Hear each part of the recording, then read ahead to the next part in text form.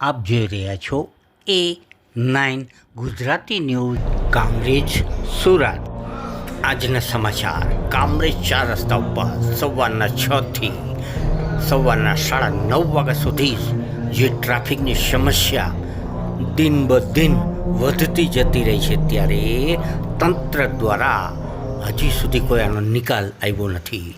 School ખુલી ગયો, બાળકો હેરાન થતા, ટ્રાફિકમાં ફસાયા, નાના ભૂલકાઓ પણ ચીચિયારી મારી રહ્યા હતા.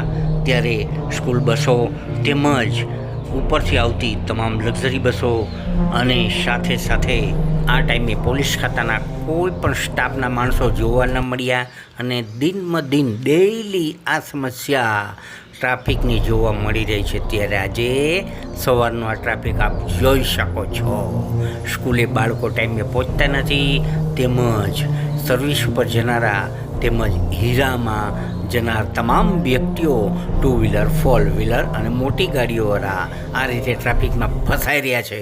બધી બાજુથી પબ્લિક સમજતી નથી, ગમે ત્યાંથી એન્ટ્રી લઈને આ ટ્રાફિકની સમસ્યા સર્જાય છે.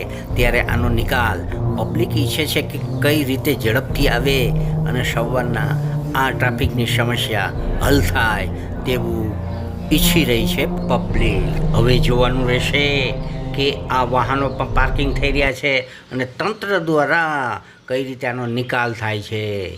રિપોર્ટર કાકુ.